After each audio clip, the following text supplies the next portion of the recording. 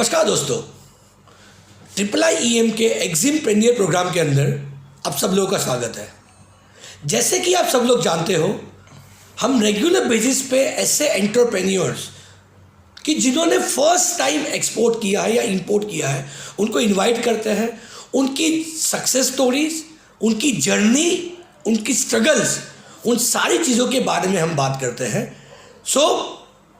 ताकि आप इसके ऊपर एक्टिविटी करके उन्होंने क्या स्ट्रगल किया, उससे कुछ सीख के आप भी एक सक्सेसफुल एग्जिमप्रेन्योर बनो। अगर मैं आज के गेस्ट की बात करूं, इस मिस्टर जेमिस विरारिया करके है, जो हमारे सूरत के पार्टिसिपेंट है। जर्नी बहुत एक्साइटिंग थी। अगर मैं थोड़ी ब्रीफ उनसे ही सुनेंगे हम लोग उन्होंने क्या क्या किया, पर थोड़ा अगर ब्रीफ करना चाहूँगा। उन्हें सोचता, जैसे मैंने बिफोर द प्रोग्राम डिस्कशन किया उनके साथ, 2015 में चालू किया कि एक्सपोर्ट करना है। 2017 में उन्होंने पहला स्टेप लिया। 2018 में उनको पहली बार बायर मिला और 2019 में उन्होंने पहला कंसाइनमेंट किया। सो ऑलमोस्ट अगर बात करूं तो ये 4 साल की जर्नी के बाद he got the final success on this. So I welcome Jamish भाई right for the programme. I will be really happy कि आप अगर आपके बारे में बताएं और आप क्या बैकग्राउंड से बिलोंग्स करते हैं, which is more interesting to know, right. आप थोड़ा ब्रीफ करें, दो डिफरेंट क्वेश्चन पूछते रहेंगे आपको। Basically I am from Kathiawadi background. Okay. So by birth business is in our blood. Okay. So अभी तक का जर्नी में इतना ज़्यादा बिजनेस के लिए जो भी फुलफिल बेसिक रिक्वायरमेंट रहता है कि करे, जो सारी चीज़ें का इतना ज़्यादा इश्यूज नहीं हुआ था। Good. But the thing was that कि जो भी बैकग्राउंड था हमारा, that is was only oriented to one और two business, one diamond and second is textile. Okay. But I want to make something different, and from the very low age I was very curious about the education. So my parents gave me a very good education. By profession I am chemical engineer. Okay, good. So I want to carry that profession to my business point of view as well. Super.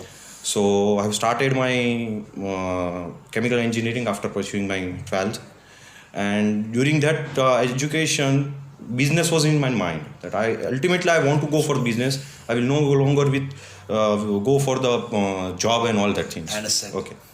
So ये part रहा था, तो वो एक बहुत अच्छा part था जिसने मेरे नॉलेज को काफ़ी शार्प किया। कि जब भी मैं स्टडी में भी था कि कोई भी चीज़ मैं बिजनेस ओरिएंटेड के हिसाब से ही पकड़ता था। उसके बाद completion of my bachelors, I decided to go for the color cosmetic manufacturing because it is one of the toughest cosmetic industries. उसके अंदर भी color cosmetic toughest रहता है because there are so many formulations are there. Good. There are so many colors and all these things are there. So वो क्या रहता है, एक एडवांटेज आपको देता है with your competitor कि आपको इतना ज़्यादा इश्यूज नहीं रहता। Okay, good. Once we enter in the market, हमें पता चला कि we have to go for it anyhow R&D stage. We have to go for R&D throughout our career. ठीक है। So I started going for my masters. So I'm as of now pursuing my masters. Oh, good. Yeah, to shape my knowledge, so I can give the better product to my customers. Customer, which is more important, I guess. Yes. Good. So then after we just thought that anyhow we want to go for the export, because I'm a first generation manufacturer.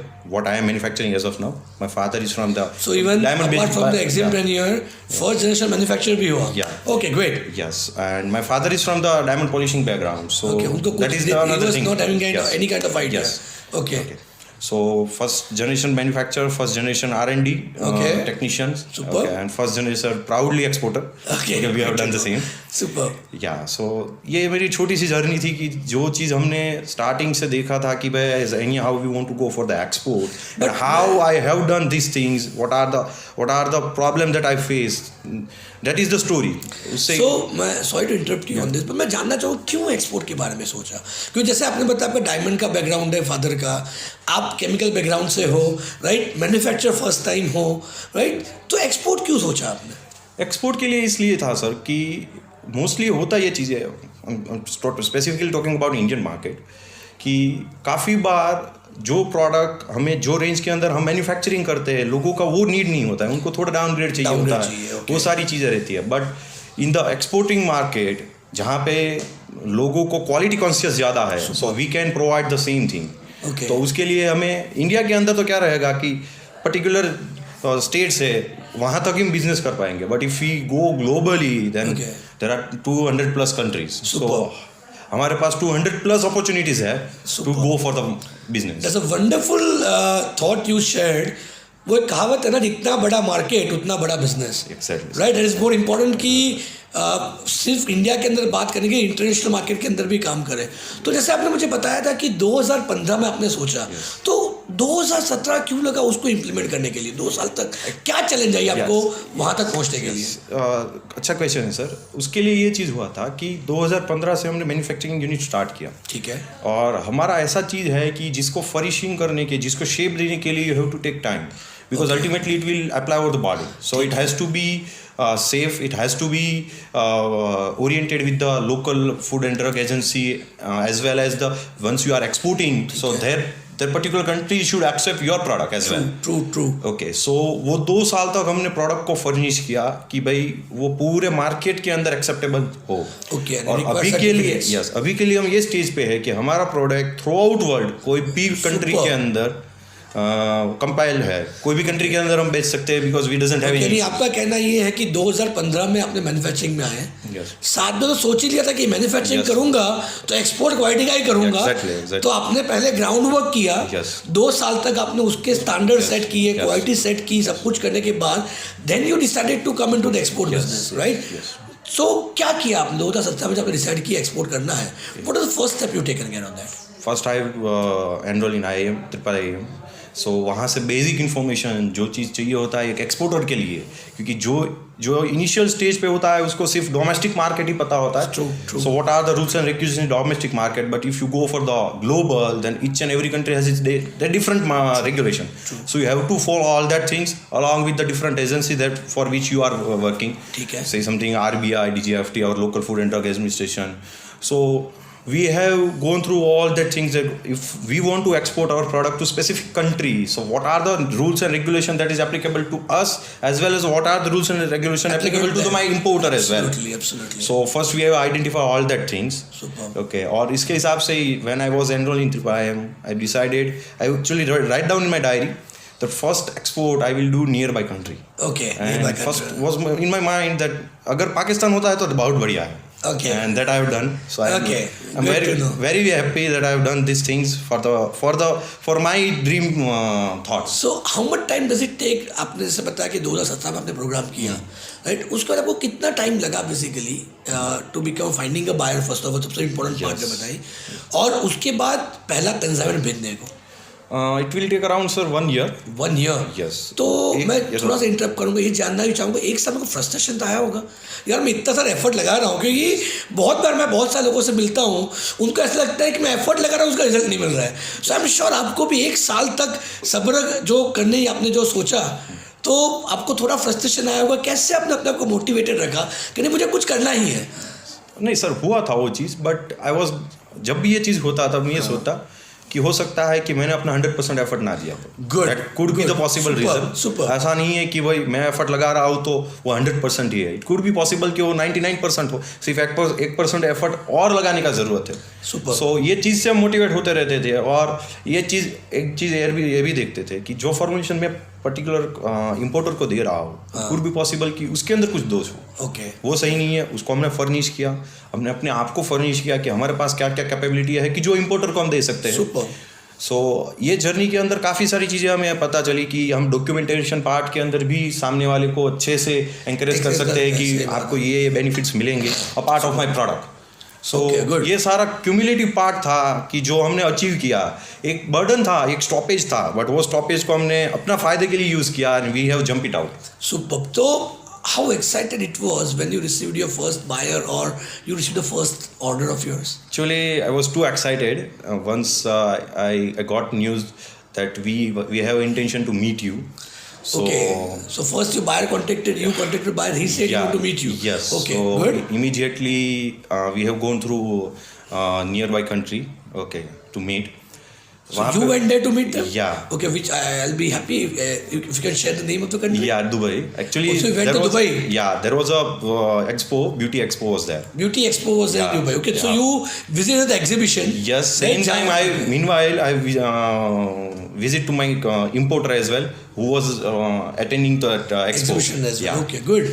So at that time, I was just thinking that I have a importer, Okay. who want a product. Let's say I can offer whatever the things that I have, whatever the service I can provide to them. Superb. At that time, मेरे दिमाग में ये नहीं था कि मैं documentation part में भी उनको कुछ दे सकता, but वो नहीं था. That come later. So जब मिले सारी चीज़ें डिस्कस हुई, that I was very excited कि उनको पॉजिटिव वे में ले रहे हैं. They want so many things that I have. Superb. और अभी तक मैं जितना एफर्ट लगा रहा था कोई उसको अप्रिशिएट नहीं कर रहा था, बट ये बंदे को पता है कि what ever the product I have उसको ज़रूरत है वो चीज़ का. Awesome. Good. सो वो टाइम कॉन्फिडेंस वाला था कि आपको वो कॉन्फिडेंस देता है कि आपने अभी तक जो किया, भले ही 1 साल लग गया हो, but you have done it very nicely, very correctly on the right way. Awesome. Awesome. Awesome. That was a nice So when you received your first order basically, and how was the response to it? First order जब आया उसका around sir 4 महीने चले होंगे. Okay. क्योंकि पहले हम bye सी भेजने वाले थे, but we have some issues regarding transportation ज़्यादा लग रहा था. Okay. सो 2 बार हमने एक बार हमने LC अमेंड भी करवाई, डेट एक्सटेंड भी करवाई. Okay. देन अब we have transfer from sea to rail, Okay. ताकि वो सामने वाले को सस्ता पड़े. क्योंकि अल्टीमेटली अगर सामने वाले को कोई फायदा हो रहा है, so he will pay to you. सही बात है. यस. सो उसके अंदर पूरा एग्जीक्यूशन करने में मैं 4 महीने चले गए. एग्जीक्यूशन करने में 4 महीने चले गए.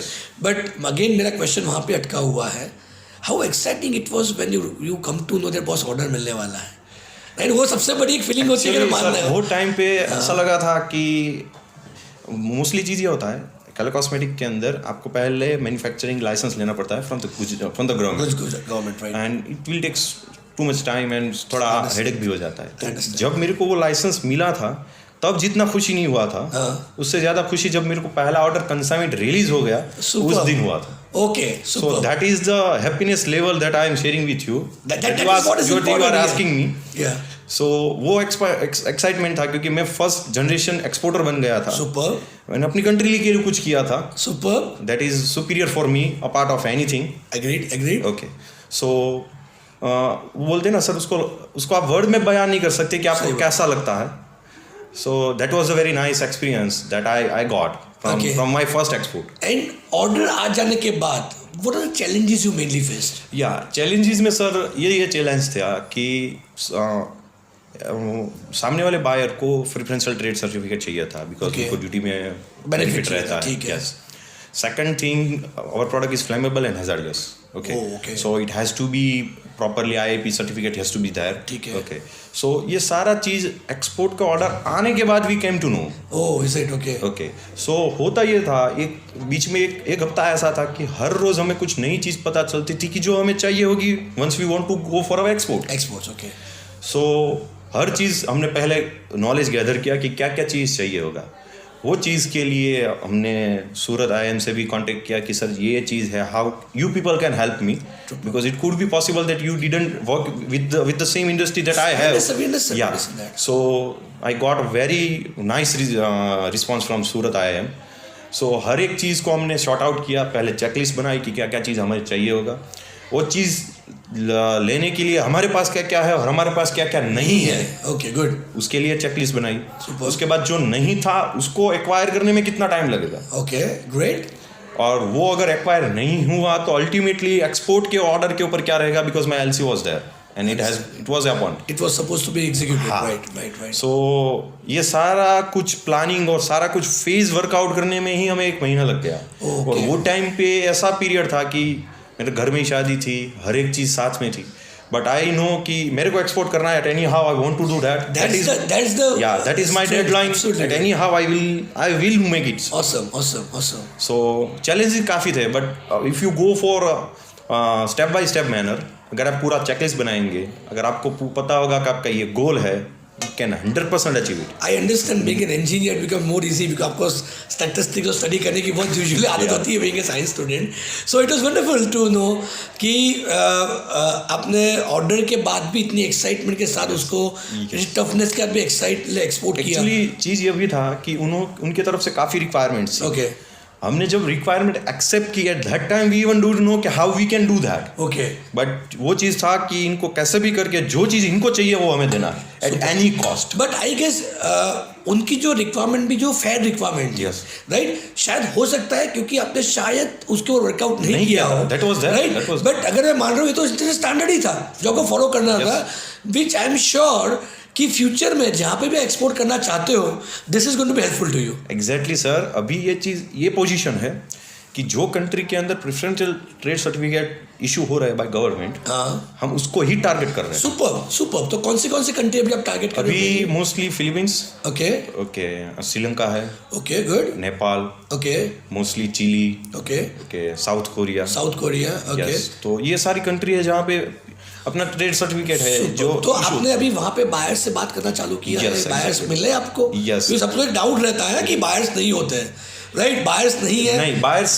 मैं वो चीज़ नहीं मानता कि बायर्स नहीं होते, मोस्टली होता है। स्टूडेंट्स काफ़ी, मैं भी एक टाइम पे स्टूडेंट ही था, Understand. लोग बोलते हैं कि वहाँ पे बायर नहीं है, इट्स नॉट लाइक दैट। आपके वहाँ बायर है, यू हैव टू आइडेंटिफाई कि बायर कहाँ पे है, आपको कैसे उनको अप्रोच करना है, आपको कैसे उनको प्रेजेंटेशन करना है, आपको खुद को भी अपना प्रेजेंटेशन करना होता है कि भाई मैं ये चीज़ आपको प्रोवाइड कर सकता हूँ। अगर उनको ही कॉन्फिडेंस नहीं होगा कि ये प्रोवाइड कर सकता है तो वो आपसे बात ही नहीं करेगा। बात नहीं करेगा, सही सो बात। अभी 2 कंट्री से काम चल रहा है, one is the Chile, second is the Sri Lanka. Okay. But Chile में ये बहुत इनिशियल स्टेज पे है, बट श्रीलंका में ऑलमोस्ट डन है। Okay, super. So, Okay. this So is going on how that can way. you see yourself after 3 years or 5 years down the line? क्योंकि आप तो फर्स्ट जनरेशन मैन्युफैक्चरर भी हो, first generation एग्जिम्पेनियर्स भी हो, so what is your long term vision about 3 or 5 years down the line? Down the line, we just look for our position that we want to be number one third party manufacturing for Okay, the good. color cosmetic in India. Color cosmetic In India. Okay, super. Okay. And secondly, we want to cover at least 50 countries within Okay. within 3 upcoming years. 3 years. 50 countries. 50 countries. Okay, सो आपने target बना लिया कहाँ का करना है, Yes, क्या करना है? yes, तो आप yes. अगर I be happy to know this but will helpful to participant as well. कैसे अप्रोच करोगे 50 कंट्री या 3 महीने? यानी अगर बात करते हैं 50 कंट्री, 3 से 36 महीने हुए हमारे पास, 36 महीने में आप बोल रहे हो कि 50 कंट्री कवर करोगे, राइट? सो आपने कुछ प्लान तो Yes. Engineer Yes, understand, yes, yes. Right? क्या कुछ प्लान किया होगा? yes, या how good, we have approach कि मोस्टली ये रहता है लैटिन अमेरिकन है या फिर अफ्रीकन कंट्रीज है।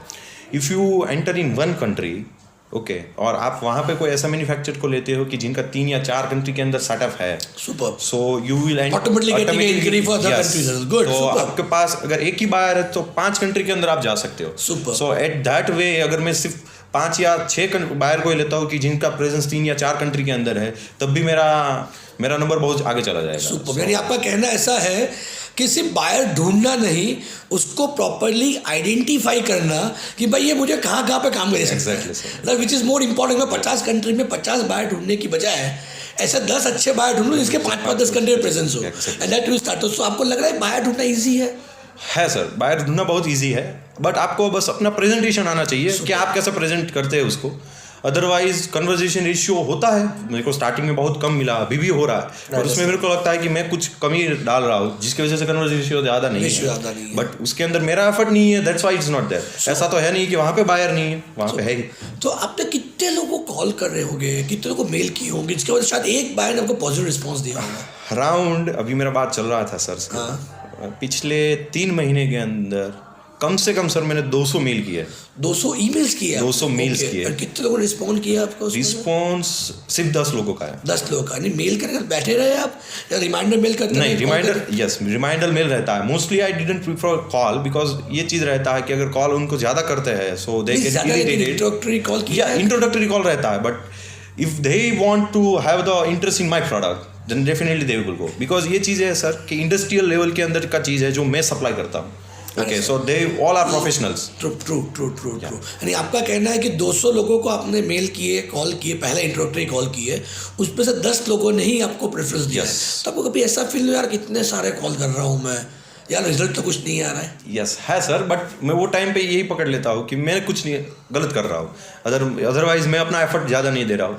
सो अगली बार ये ट्राई करता हूँ कि कुछ इसके अंदर नया डालूँ, या फिर जो भी प्रेजेंटेट करता हूँ मैं, जो मेल के थ्रू भी प्रेजेंट करता हूँ, उसके अंदर भी कुछ ऐसा एलिमेंट होना चाहिए कि भाई उनको अट्रैक्टिव लगे कि भाई ओके ये this is the genuine buyer. But अगर मैं बात करूँ, आपने 200 भी आइडेंटिफाई किए हुए बायर्स हैं, शायद आज वो नहीं ले रहे हैं, पर अगले 3 साल के बाद right definitely they are going to buy it from you, जब आपका बिजनेस एक मार्केट बन जाएगा। Exactly right. और ये भी चीज़ मैं काफ़ी बार देखता हूँ कि अगर वहाँ पे वो बायर है तो जब भी मैं वो कंट्री के अंदर जाऊँगा, अदरवाइज वो कंट्री के अंदर अप्रोच भी करूँगा, आई केम टू नो कि भाई ये बायर यहाँ पे है, I can definitely approach them. और एल्स अगर मैं कोई एग्जीबिशन के अंदर भी जाता हूँ तो आई हैव द पोर्टफोलियो कि भाई ये कंट्री के अंदर इतने बायर है, I have to direct to approach. हाँ, ओके। तो वो पूरा एक डेटाबेस भी बन जाता है अगर आपके पास। ऐसा नहीं है कि आपका वेस्ट जा रहा है वो आप अपने नॉलेज बैंक के अंदर डाल रहे हो, that is your investment you are doing, once it will fulfil वो आपको रिपेयर करेगा। शायद हो सकता है कि आज उसने आपको पॉजिटिव रिस्पॉन्स नहीं दिया है, राइट, बट इन फ्यूचर जरूरी नहीं कि वो आपको ऑर्डर नहीं दे। बायर तो बायर ही रहता है। अगर बड़ी कंपनी में काम करते हो, शायद वो आज आपको ऑर्डर ना दे क्योंकि आप आज नए हो या आपकी प्रोडक्ट अप्रूव नहीं है, but once upon a time जब आप एक बार रेगुलर फेज में उस फेज में आ जाते हो, देन डेफिनेटली चांसेस आपको री अप्रोच करें। जैसे उन्होंने बताया कि you are visiting those countries, एक बार जाके मिल के आओ, बात करके आओ। It's wonderful. So it was wonderful journey Jamish भाई। I like to have basically हमारे जो भी व्यूअर्स हैं या जो भी एग्जिमपेनियर्स बनना चाहते हैं, शायद बैकग्राउंड है बिजनेस का, थोड़े हेजिटेंट हो रहे हैं या सोचते हैं, थोड़े एफर्ट लगाते हैं, उनको लगता है कि उसके बाद मैं कर नहीं पा रहा हूँ। सो आपके हिसाब से उनको क्या क्या चीज़ों का एज एन एक्सपोर्टर या इंपोर्टर ध्यान देना चाहिए एंड अपने आप को मोटिवेट करते रहना चाहिए ताकि वो एक सक्सेसफुल एग्जिमपेन्योर बन पाए? मेरे हिसाब से यही चीज़ होगा। सबसे पहला तो ये होगा कि आप जो चीज़ के अंदर काम करते हो और जो भी आपका प्रोडक्ट है, आप उसको पूरा घोल के पी जाओ। You should know each and every point of your product. Super. Because ये भी होता है काफ़ी बार कि सामने वाला अगर आपको क्वेश्चन ही करता है और अगर आप वही टाइम पे उसका आंसर नहीं दे पा रहे हो, दैट मीन्स कि वो ये समझेगा ये doesn't know his product itself, तो ये मेरे को क्या देगा। So first you go through your product. Second, जो कंट्री के अंदर आप हिट कर रहे हो, go through the geological area, each and everything of that country. Super. Because हमारे इंडस्ट्री के अंदर ये चीज़ है कि फॉर्मुलेशन बेस्ड काम होता है। So as per the culture, as per the geopolitical area and the weather, it should be change. सो आप वो कंट्री को पकड़ लो अच्छे से कि भाई उनको क्या चीज़ चाहिए। Once you will go through that, आपको कोई नहीं रोक सकता। बाहर हर कंट्री के अंदर है, बस आपको अप्रोच सही से करना है। You have to look them कि भाई आपका प्राइस कॉन्शियस प्रोडक्ट है, आप जहाँ से ले रहे हैं no issue, you will get 100% pure product, but we have some advantage of our product which will benefit to you. Super. So ये सारी चीज़ें मैं कहना चाहूँगा। So जैसे आपने बताया सिर्फ प्राइस एक इम्पोर्टेंट फैक्टर नहीं है, पर साथ में साथ उसको आप क्या एड ऑन क्वालिटी दे रहे हो, which is also equally important on that part. It's wonderful जमीश भाई, thanks a lot for coming down and share your wonderful experience.